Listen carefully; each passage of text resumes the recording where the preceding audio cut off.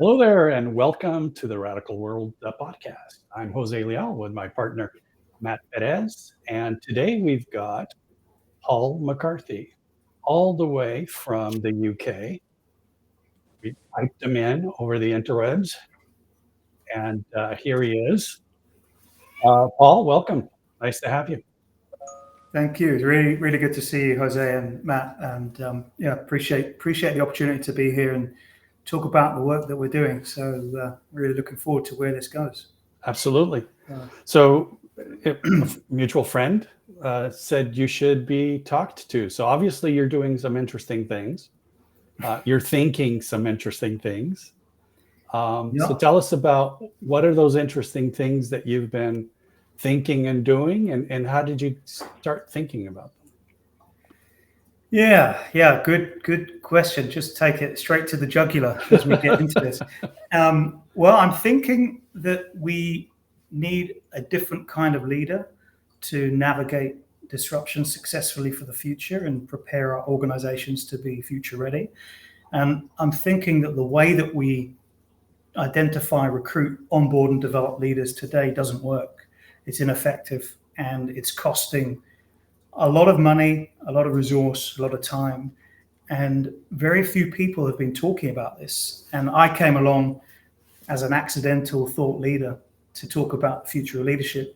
Didn't know it at the time, but I would be kind of having conversations over the last 5-6 years to really try and understand what wasn't working in the way that we were doing leadership today. And, I said to you backstage that, the learning and development industry wanted my head on a spike for about 5 years because my ideas, my thinking was upsetting the status quo. And, my experience as a leader brought me to this point because I was fired 4 times from executive leadership roles for demonstrating the qualities that I was hired for. And I went through, as you guys and your listeners will know, very expensive, time-consuming processes to get me on board as a leader, demonstrate my leadership skills, demonstrating how I would lead. And ultimately, when I joined, I would get my hands slapped. Ironically, I was hired to challenge the status quo. And when I did that, I got in trouble. I was hired to make things better. And when I did that, I got in trouble. And I got fired 4 times from different roles for exactly the same thing. And by the way, the irony is not lost on me that my expertise as a consultant was developing leaders. So part of my role was to also understand the future of work, the future of leadership, and what leaders needed for the future. And so I came up with this idea one day, and this was towards the end of 2018.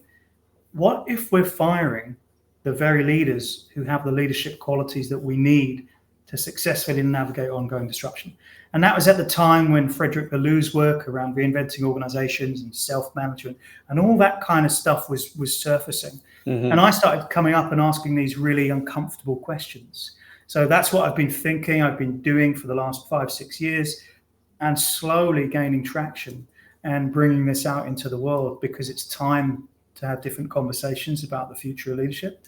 That's really, I think, why I'm here and why our mutual friend would have connected us. So leadership, I have a tough time with leadership as a word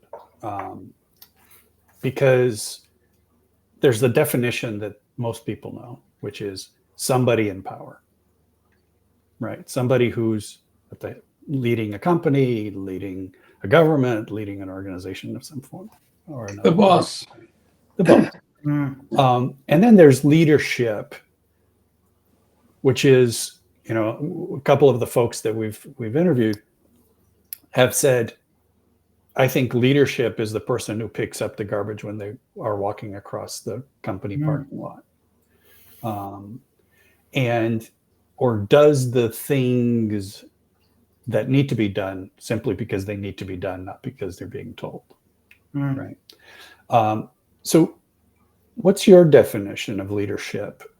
And when you talk about leadership changing, do you think that what's changing starts and stops with leadership, or it's just everything around it? Yeah, well, I think there's a lot in there, and I think straight off the bat, what surfaces for me about leadership and a great leader is someone who creates the conditions for others to be better than them in their roles. And so I agree with what you said about picking up the garbage can, because in my first book that talks about leadership and the future of leadership, I use some case studies and anecdotal case studies from my own experience as a leader, as well as case studies, as well as research and statistics. And I talk quite candidly in the book, amongst other things, about what it means to be a leader. And to be a leader means you don't need the title. In fact, why do we still even have titles for leaders? It's an act. It's the idea of being a leader is your behavior. It's the behavior that you demonstrate when no one else is looking. You're leaving the office at whatever time at night, and someone's still working there in a cubicle and crying because they haven't seen their family for days on end because they're working overtime to meet your deliverable. Well, the leader is the person that goes and spends time with that person and talks to them and understands why they're in the situation they're in.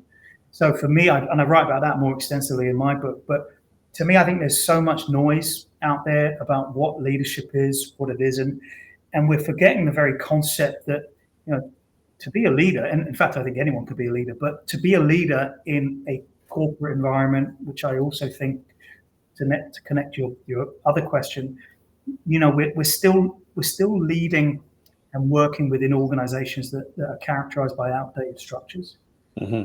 I'm a big proponent of self-management. I'm a big proponent of teal-based organizations and flat structures. In fact, I remember talking to some C-suite clients a few years ago when I was in consulting, and I said, imagine 5 years from now, all you leaders are sitting around a table, setting your own remuneration. You're setting your remuneration together. You don't have walls or silos. You don't have titles, and you're performance managing each other. And I got laughed out of a room, and that was a major client that I worked with. 5 years later, the world is shifting. And so I think people like you guys, people like me, and the guests that you've got, somehow we're ahead of the conversation, and we get kind of vilified and kind of, as I said, my head was wanting on a spike by quite a lot of leadership consulting firms, because I was talking about things that were uncomfortable. And part of that is also the very fact that trillions of dollars have been made by organizations spouting different leadership philosophies and ideas and solutions. And it upsets the economy if we have these conversations and ask too deep questions, right? So, yeah, I mean, I'm with you. I think we need to redefine, reclassify, and recalibrate really what it means to be a great leader. And to me, it at the core of it is being selfless and driven by something bigger and greater than yourself. Okay, I got to jump in here. We're not going to change human nature. At least we're not going to change human nature. So you're still selfless leader. And that sounds to me like a saint or something, I got a much simpler definition of who a leader is, and that is the one who speaks up. Mm-hmm. And there could be a leader on making coffee. There could be a leader on taking pictures, and it doesn't have to be the same leader. It could be three people that bounce back and forth and stuff like that. So my question to you is, does this fit, or am I totally crazy? Or well, the one thing that I would say straight away from your comment there, Matt, was around the speak up culture. That I'm very familiar with a lot of the work in this area, and the one thing I would say is that in order to have that as a reality, you need to create the conditions in the organization for that to be the norm. So. Yes. It's no accident that this episode was called, from disruption, Disfunction to transformation. And I'm on a mission with my work to address, and what I mean by that will become clear in a minute, that we wanted a completely different approach to the leadership of the future. In fact, I argue through my research and my work that we'll need leaders who have more disruptive leadership capabilities. But those leadership capabilities right now are marginalized and discredited and people are fearful of truly speaking up because the disruptive leader does speak up. Right. But what this kind of leader does is rubs up against the current organizational structure and the challenges that characterize that structure. So I'm on a mission to reframe how we see disruptive leadership capabilities, to say, instead of normalizing dysfunction, let's normalize disruption. And a key part of that is to be able to have the honest conversations in an organization about why can't we speak up? So you're all familiar with Amy Edmondson's work, right? Psychological safety and talking about that.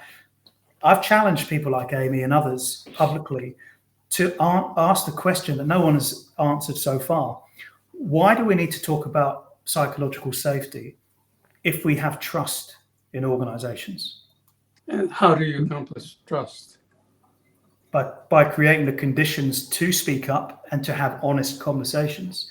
But very few people are doing that in organizations. I mean, there's all the, the swag and the one-page laminate menus that don the walls that I'm sure we've all developed. I know I've certainly developed and been paid a handsome fee from consulting firms I've worked for, only to find. I never developed one of those. Unfortunately, I have. Yeah, but we all know, Jose, that the moment we finish developing them and they go on the wall, we see a complete incongruence in the way that people turn up and those statements on the wall. So my work comes along and I say, why aren't we talking about that? Why aren't we creating the conditions to speak up and have those conversations? Paul, I would disagree with you. I think we know that they're incongruent the second we go on that 3-day offsite to make it. And no one but the leadership team is on that 3-day offsite. We know. So do we know, as the people developing those statements, or do we have hope that this time an organization will truly walk the talk? Because I do. Every time I work with a client, I'm hopeful that there's a congruence between the philosophies that are espoused and the artifacts that are developed and what we leave them with. But unfortunately, we leave them with more fuel for the fodder that kind of further generates the toxic cultures that characterize the modern workforce. I don't have that much experience. I've only experienced one corporation myself, and that was more than enough for me. But my experience, my sense, based on having been there 10 years, was that it's not so much that people don't want to walk the talk. It's that those things are attempts at putting our fingers in the dike of the corporate structure, of the reality that they exist in. And we know it's leaky, and we know it's going to flood, and we know it's just a mess, but we don't know how to just change the whole thing. So everybody goes, hey, maybe we get somebody to come in and do our mission statement. Hey, maybe we get somebody to help us with, and somebody to help us with that, and somebody to help us with that. And our people aren't happy. Let's get a survey and get somebody to help us with that. And we're always trying to just put our fingers in that hole in the dike rather than rethinking the whole thing, right? A first principle understanding of what an organization can and should be today. So one of the things, and it seems relevant to point it out, I just wrote this down, put the finger in the dike, so I'm going to use that. But in the book that I wrote, I actually talk about this whole concept and bake it around the idea of politics, organizational politics. So for me, many people have called me naive, optimistic, a zealot. I don't care. I really don't care the monikers they give me, because I'm driven by one thing and one thing only, is to create the environment and the conditions for people in organizations to have honest conversations. And so for me, politics is a great example of this. I've worked with over 100 client organizations as a consultant. I've worked with about 12 consulting firms in my career, and every single one of them is characterized by politics, right? But the other thing they're characterized by is a disdain for politics. So I come along as a 50-year-old naive person who thinks that we can shift, we can change the narrative, because our actions lead to other actions, which lead to other actions. So like you brush your teeth in the morning, when you wake up in the morning, you have a choice. Do I brush my teeth or not? Yes or no. It's a simple yes or no answer.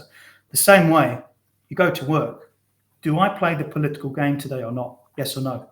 Well, I've got a mortgage to pay. I've got kids to feed. I've got a promotion that I want. I got to get this. I understand all those trappings and all those issues, but I still come back to the fact that more people are leaving organizations today than ever before. Whether you want to call it quiet quitting, whether you want to call it the Great Awakening, the Great Resignation, I don't care what people call it. What I'm happy is that the largest global human capital experiment in history, COVID, has enabled us, if we're brave enough, to open our eyes to the dysfunction that characterizes where and how we work. So we still, I come back to, and even HBR write about this, that they try to say that politics is a good thing.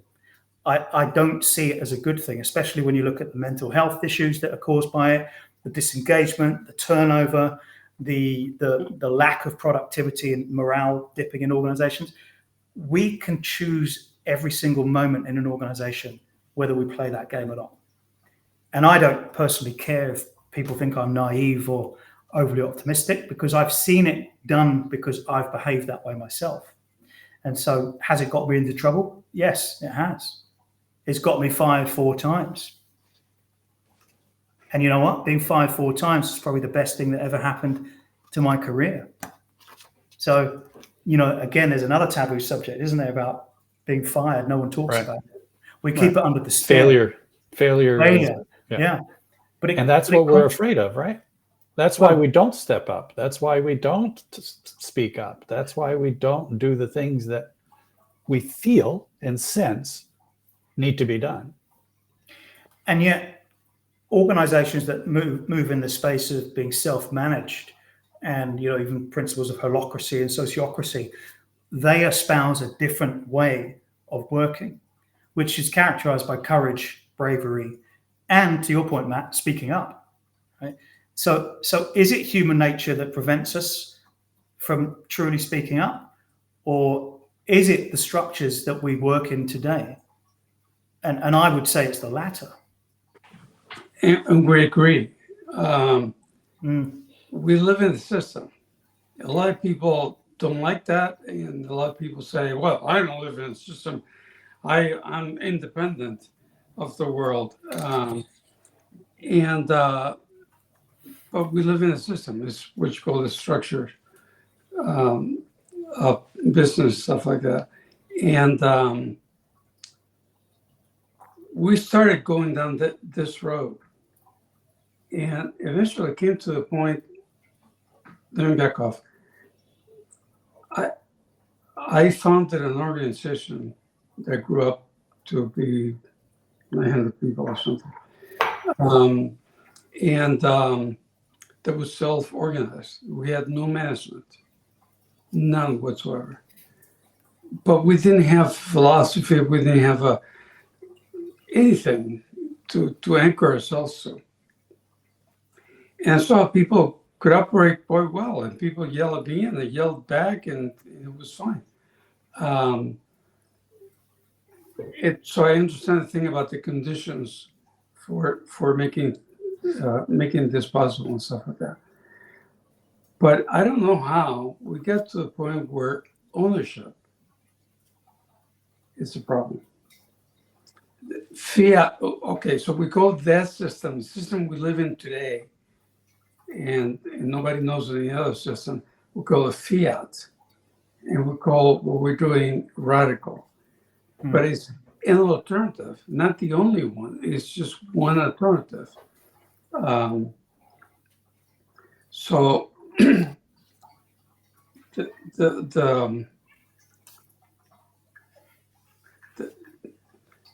we got to ownership. I don't remember how it went, but we got to ownership. And there's fiat ownership, where the boss or the board tells the boss, and the boss tells you, whatever, can impose his own rules. So, for example, in the book that Lou wrote, there were, I think, 7 companies. And of the 7, I know of 3 that have come back. Because the leader, the grand leader went away, or he died, or I don't know what happened to the 3rd one. But they were replaced. In one case by his son. And his son, the first thing he did is program management and said, there's no more, you got to put locks on the door and stuff like that. And so the problem is ownership and the ability to do all those things, to take things away, to put things back, to tell people how to do things. That I think is the problem. So, well, we think it's a problem. Well, it's 2 things, right? It's if I may, Matt, just jump in, because what I think what you're saying here is the leadership problem, in part, comes from the fact that we have a structure of the organization, and that structure, which is a hierarchy, is an issue. So how do we do co-management, we call it, right? Right. And the other aspect is, once we talk about co-management, we still have a structure of ownership that in self-management typically is left alone. We still have that overarching ownership structure. And very often, to Matt's point, what happens is we deal with everything from ownership down, and we say people need to behave this way in order to be more free and have more self-management and so on and so forth. But we leave the ownership model in place, which ultimately is still being driven by the same mindset that was driving the hierarchy in the first place. Yeah, and I talk about this quite a bit in my work as well, and that's one of my, I'm quite vocal critic of Frederick Laloux. I like a lot of his work, but one thing that he doesn't do is he doesn't talk about how to create sustainable leadership as a philosophy and a mindset and a set of practices in a world of self-management. And lots of people jump on the bandwagon about Teal and what's coming after Teal and all this. Okay, that's great. That's a lot of noise, because for me, the question I have hasn't been answered, which is like the higher group, the CEO of the higher group in China was a good attempt at this, to show how you can imbue the philosophy and mindset and approach, and also decentralize them and push the idea of sustainable behavioral practice down, so that it's not dependent on one charismatic figure. And so I see there's a gap in a lot of the work that has come up over the last 10 years in self-management to discuss that very concept. And the one thing that I don't know if you're familiar with an author. I think his name's Eric Wahl, Wahl. He wrote a book called Unthink. And the concept is that introducing the idea of behaving like children and thinking like children back into the boardroom, to introduce a different way of thinking. Now, my work is all about introducing a different way of thinking and leading. And that work talks about how can we put in a different set of philosophies and mindsets to be more creative and to drive more sustainable solutions. But it takes the ability to speak up. It takes the ability to create a culture that exists long after you're gone. And that's hard to do. Right? And I talk about this because I talk about what I call the 3 data points. And, we've already talked about the first one. So that's like when you go down the corridors of power and organizations, leadership, you see the statements on the wall. we lead with integrity, we trust each other, all that stuff, right? That's the first data point. Second data point, you go into the office of the leadership teams and you see all the books that they read on leadership, right? Well, Third the book data that they point. have on the shelf. Exactly. There you go. So now, Matt, we're getting to the third data point, which is now you see the way that they lead. Now, my work is not a critique of leaders and people individually. It's a critique of the system. So the three data points and the incongruence between the three of them are the things that I talk about quite publicly, which make a lot of people uncomfortable, but they are conversations that we need to have if we're to cement different and better ways of doing things for the future. But we're shying away from it. So what we're really doing, we're putting a different shade of lipstick on the same pig, and we're calling it something else.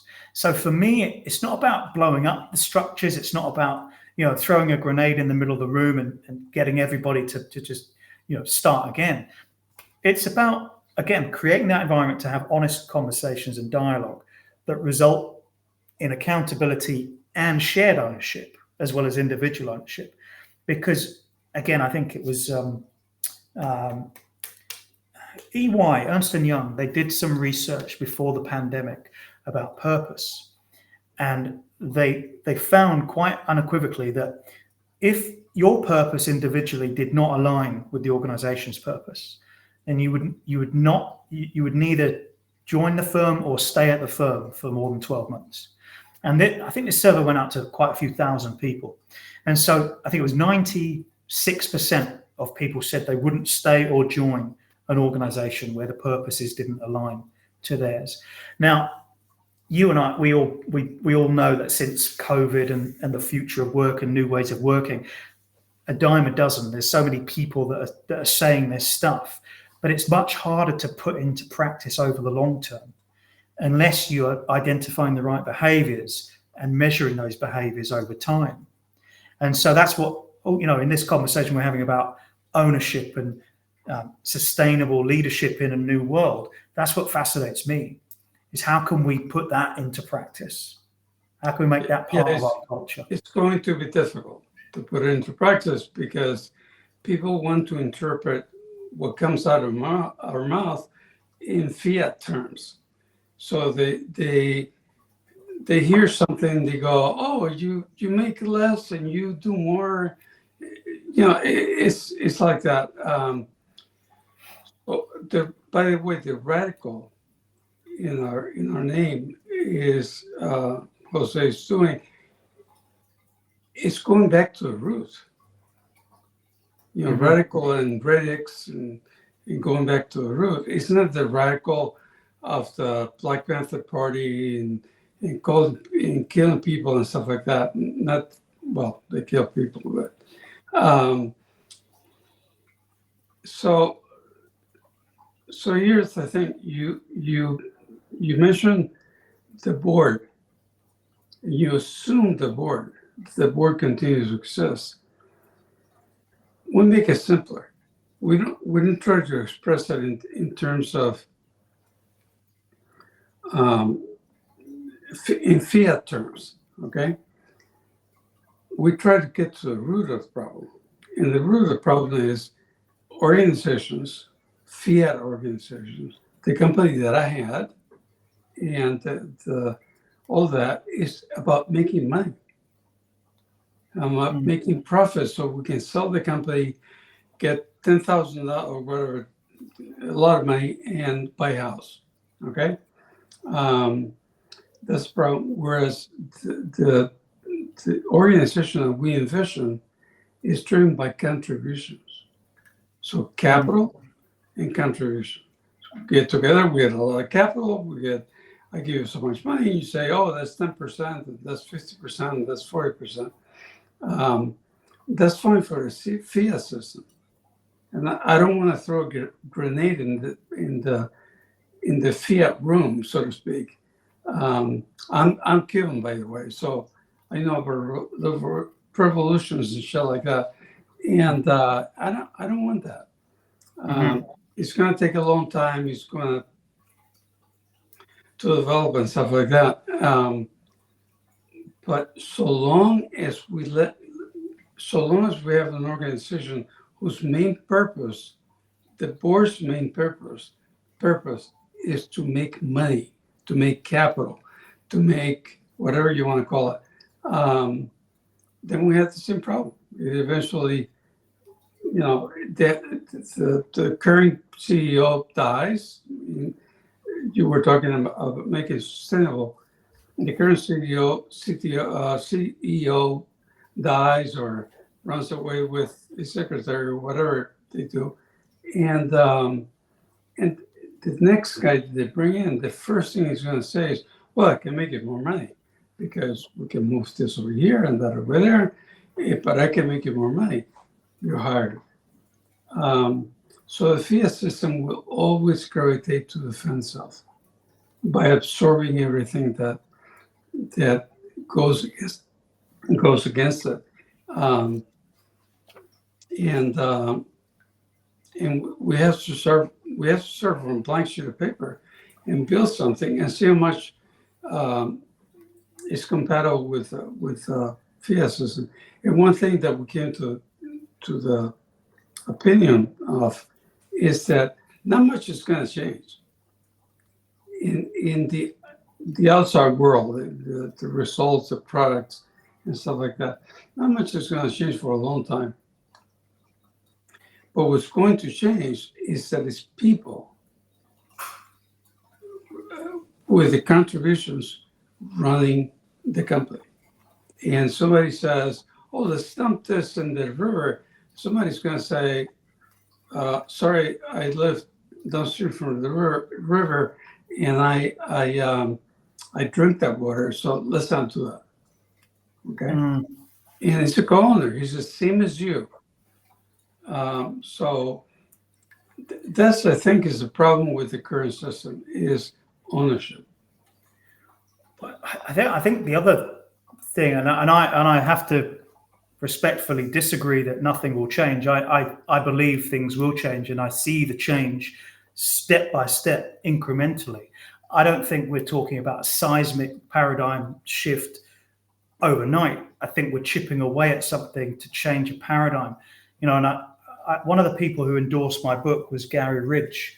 Gary Ridge was the former CEO of WD-40 for 35 years and was one of the first kind of pioneers, even though this term is quite overused now as well, but was one of the first pioneers of servant-based leadership and showed the board that you could not only make money, but you could make money and be nice and care for your people. And I'm quite entrenched in the whole world of compassionate leadership as well. And so I think from the evidence that I'm seeing, the research, the sources, the conversations I'm having, there is a step change happening, Matt, which is saying we know the old system doesn't work. We think we have to be complacent or complicit and buy into the old outdated system. But the next generation, this is where the research comes in, says the next generation of leaders don't want the way that we've had it now. So we are right at the precipice, a turning point. If we choose that way to say the next generation of leaders coming into the workforce will want to be identified, recruited, onboarded, and developed differently. So we've got to have faith that they'll want to lead differently. So, Matt, Jose. I was just going to say, I wanted that as the next generation of leadership when I joined the company that I did. I agree that the next generation always wants something better and different, but very often they get sucked back in to the exact same system, and they have been for many generations. So the question then I would ask is, and I agree with you, Paul. So I'm not disagreeing with you. Yes, things are changing. They're changing slowly in the mainstream. And I think they're changing more rapidly on the fringes. Mm-hmm. And ultimately, there will be a fringe growth, hopefully, and changing within the mainstream as well. Okay. But the mainstream isn't where we're going to see the major changes. That's going to be a very small, slow, steady change. My fear is there was a lot more energy about a different way of doing things back in the 60s. Mm-hmm. And that didn't add up to anything. Every single time I run into people my age, somebody says, "Oh, I used to be a hippie." Right? I used to think that there was a better way to do things. Right? But then, I needed a job and I needed a house and I needed a car and I needed a job, and therefore that was the way I did it.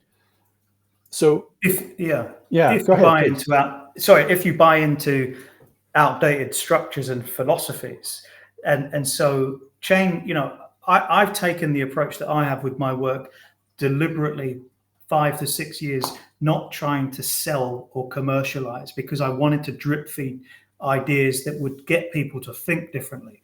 Now, I know at the end of the day, if you've got 3 kids and you can't pay the mortgage and you're working overtime and you're worried about losing out on that promotion, I know that you're not going to be thinking about changing the world, right? You're just trying to keep food on the table. I get it, right? Yeah. But what we can do, and we are responsible for, and I will never lose sight of, is step-by-step piecemeal change.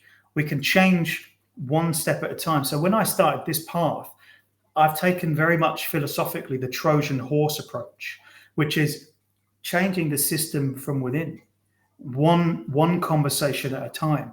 And I know Matt's shaking his head, but I tell you what, it's been much more effective so far doing that than being seen by chief people officers, VPs of HR, boards, CEOs, as throwing a grenade into the middle of their room. Because I bet you dollars to donuts, the more that you speak the language of the outdated the outdated organization, the more you'll get the ears of the outdated executives. So you can start to put your ideas slowly through the channels.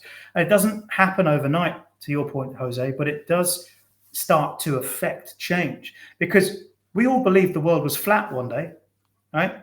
And if we still believed the world was flat, we wouldn't have achieved half of what we've achieved in humanity up until this point. So respectfully, I'm of the camp that says, you know what, there is a different way of doing it, and there's a better way of doing it. Will I be vilified and put on a cross? I don't know. But will I stop doing it? No. Well, don't get us wrong, Paul, because I think both of us agree that there is a much better way to do it. There are there has to be a change. First thing, there must be a change.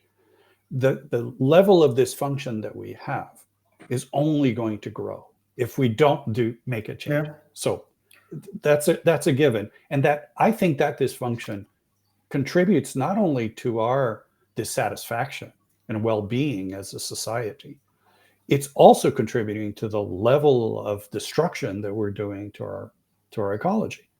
They're hand in hand.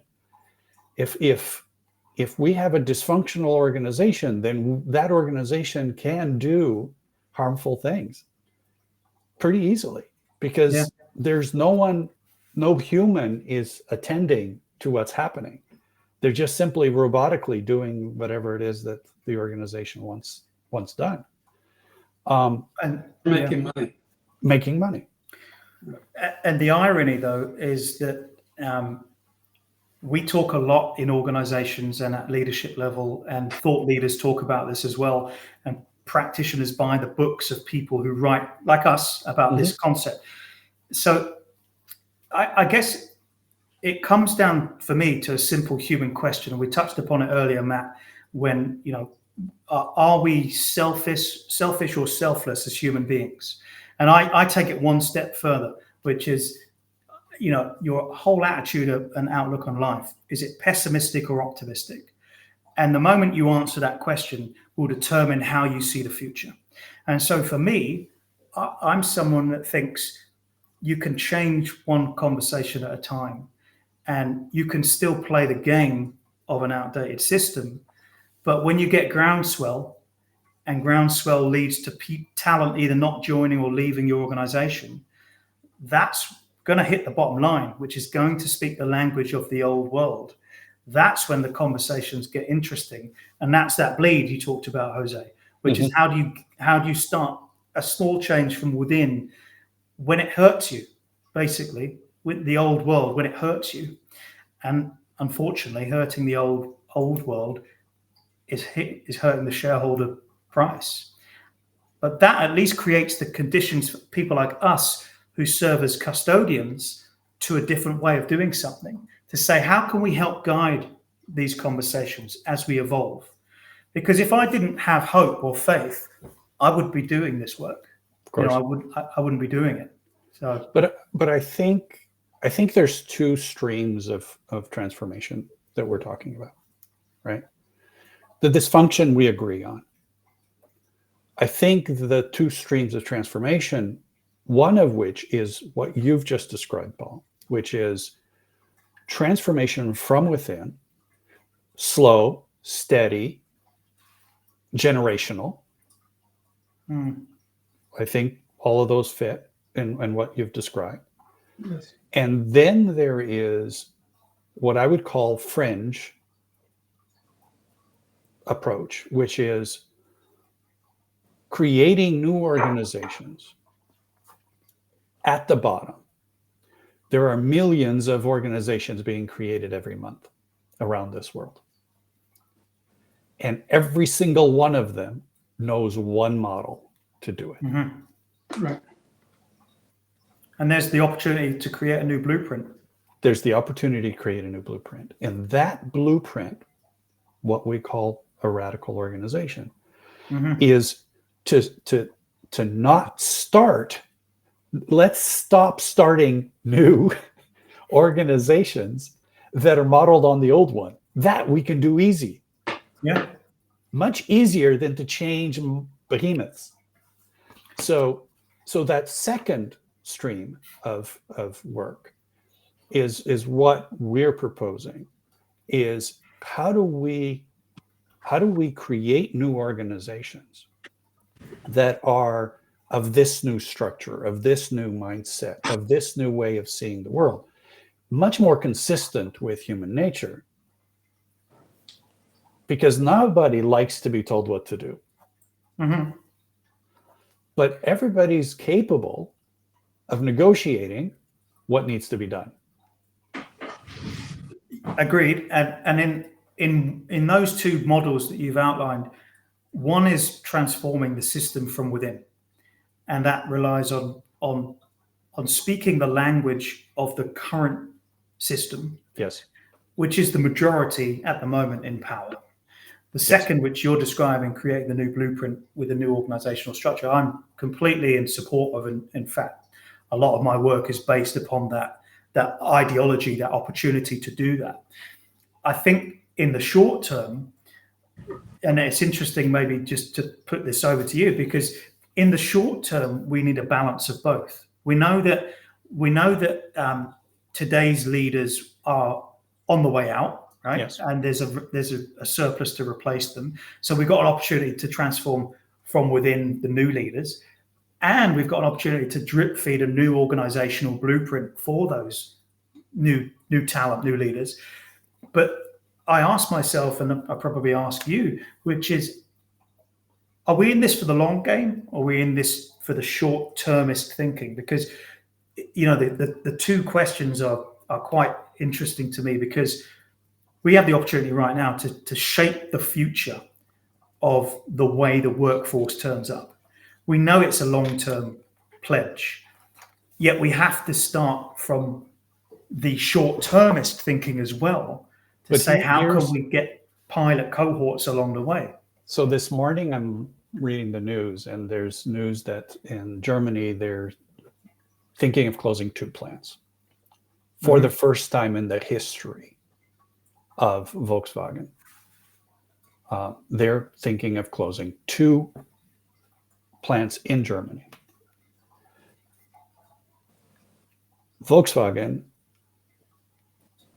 and I look at them as a model of a corporation, never mind the car business. I'm just thinking about how they think once they're in power, right? They become very static. So they've allowed themselves to not be as dynamic as they were, because they were making so much money selling in China and selling in other countries at the rates that they have been for the last 20, 30 years. I think the same thing with corporations. It's hard for them to change because they've been successful financially. Excuse the balloons. They've been successful at driving revenues and driving profits. And so that's success in the current model. And what happens is it's a very slow thing to do. I worked in the newspaper industry. They had 25 to 30% gross profits. Okay. It's crazy to think that you're going to give up that business and that income because you want to change to a digital organization. That was my role within the organization. No, but what Paul is saying is you're not going to give that up. Somehow you're going to get better. And because of the people involved, you won't do as harmful things. Yeah, I'm not arguing that it's not going to happen. What I'm arguing is that it's going to be a slow process. Very slow. Yeah. Very slow process. And I think that the other stream, whilst that's happening, let's say that takes 20 years, 30 years, let's say, one full generation, right? 25 years, let's say, of that work, the work that you're doing, which is thankless work, by the way, and thank you for doing it because we need it, right? Yeah. So my argument isn't you shouldn't be doing what you're doing, not at all. I'm just saying that it is a piece of the puzzle, and the other piece of the puzzle, if we start now, in 25 years, we might have millions of companies that are already in the new blueprint, and you won't have to work on them too. Yeah, but by the way, I have a foot in both camps. So I'm also very much entwined in working in the startup community that helps to create organizations that are starting from the outset a different mode, a different model. So besides this conversation, it would be good to talk with you about that work and what you're doing as well. But no, I'm not taking one approach over the other. I'm saying both are needed. And one is the current decision makers of today tend to be those that are still stuck in the matrix, in the old world. But we still need to speak their language and slowly use techniques to kind of bring them forth. As I said at the beginning of our conversation, about 5 years ago, I sat around with a bunch of C-suites with a client, and I was having conversations about future trends on the horizons where I said to them, performance management, RIP, that'll be dead. The competency model of developing leaders will be gone soon. You'll all be setting each other's salaries. And they laughed at me. And 5 years later, those three things that I just mentioned, they are happening. So I'm under no illusion that true transformative sustainable change takes time. But you've got to start with the mindset for what the future holds now, to drip feed, which I've been doing from within, saying, you do have a choice here. You can play the game or not, but we know that all these trends coming will at some point be alongside the current model that isn't working. We know that talent will leave this organization that has outdated systems for this one that provides flexibility and autonomy. And we also know from what I said earlier that will hurt the bottom line, the P&L of that company, because the talent's left. And guess what happens when the talent goes? Morale dips with the current team that's left. Clients leave. And where are the clients going to go? And after profits, the individual, most important. And the profits then go with them, right? So maybe is it a carrot or a stick? I don't know. But using the language of today, I believe, helps to sow the seeds for tomorrow. And if we can use decision makers today in a way that helps and guides them to see the benefits of a new system. I'm not saying throw out the current system completely, but we're saying this is the future, which can augment the current way of doing things. And that's what I sit between that. I'm at that intersection point with those two models that we talked about. Yeah. And I think, and we need to wrap it up because our half-hour conversation has turned into a 50-minute conversation, Wow. but it's been a pleasure. Thank you, Paul, for engaging in this. I think that at some point they feed each other, that the inside out type of work that you're primarily describing will benefit greatly from having examples of operational organizations that are startups that are doing different things. And what you just said about people leaving to go to those organizations will happen, but they need to exist. And so that cycle of new types of organizations that are from the ground up and existing organizations that are slowly transforming themselves, they need that pressure. They need the pressure of that new organization in order to be able to sense the need for that change. Otherwise, they stay stuck in their world. It's enough. It's not enough to have the dysfunction. We've had dysfunction at work for decades, right? It's not enough to have that dysfunction. Centuries. For centuries. Thank you. But that's where, so there's only two ways that humans comprise organizations. So there's only two ways humans will change. One is if it's forced upon them, or the second, it's by choice. So a cataclysmic event has to happen for a human to change. Now, in the language of the corporation, quite simply, that means your shareholder return plummets, your P&L isn't looking too healthy, you can't attract or keep the right talent, your competitors are taking all your clients. If one of those levers is pulled in the traditional structure, they have to address it. And that's where I think the intersection with what you're suggesting with the second model can come in as well. But I think there's a way for both to operate in parallel. So absolutely. I think that one feeds the other genuinely, or what in a cyclical way. And I think that's how change has happened before, right? We're not inventing anything new. It's just the dynamics of change. That something new has to emerge to place pressure on the old, and something new has to emerge for the old to know what to mimic. And not just to exert pressure, but just to be available. Right now, when you start a corporation, you start, 3 or 4 friends, or in this, you start playing around with something, and you build something, and then you go look for money.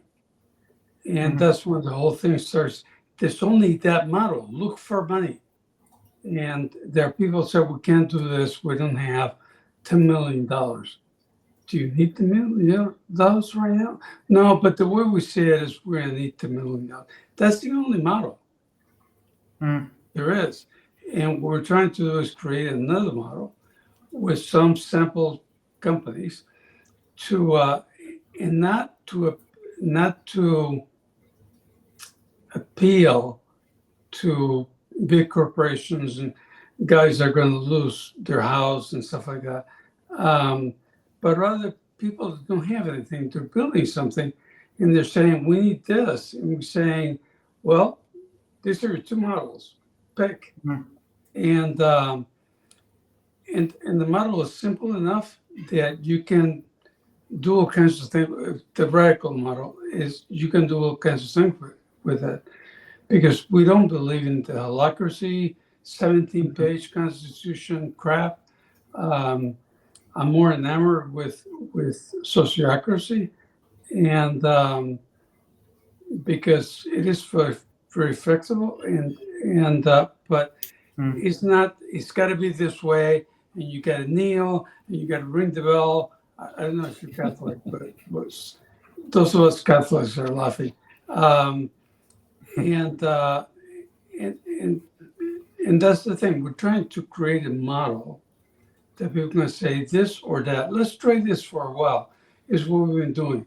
Well, let's go, and then to succeed, one at a time. To succeed, and when you have enough of those around, you can say, well, there's that, and they can say, but there's small companies. They won't make a difference. Okay. Okay. And it is proof of concept. It's very much Absolutely. Yeah. get that proof of concept. That has a viral effect, and then all of a sudden now you're Exactly. competing at a different level. So yeah, no, I'm fully in agreement with the model, and I'm left asking questions which I'd love to pursue with you at some other stage about approaches to leadership within that model and what that looks like, and how do you prepare leaders for the future in that kind of model. Because I think there'd be an interesting conversation that we gotta have. Absolutely. The leaders from the future, for the future, is every one of us. Yeah. Now, we've learned to be competitive, to be abusive, to be all those things. And because you're co-owners, somebody can say you're being abusive. And that person can say, no, I'm not being abusive. I just want to kill you. And we can have that conversation separately if you want to. But there's going to be people around that will sense saying. Jose told me the other day. He said, I have different sensitivities than you. And I went, what do you mean? And then I went, yeah, of course, it's a human being. I'm a human being. We go to the bathroom at different times, and we have differences, of course.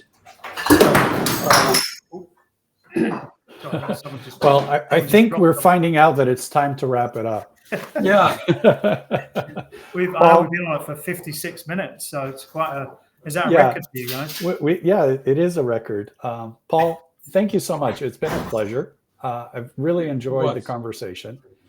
I'm glad that we ended up where we did, because I think that's a good place to carry on the conversation amongst ourselves offline, but maybe in the future, bringing you back and talking a little bit more about both aspects, because I think we kind of looked at things in a big, dysfunction to transformation at a big picture. Let's talk maybe details another time.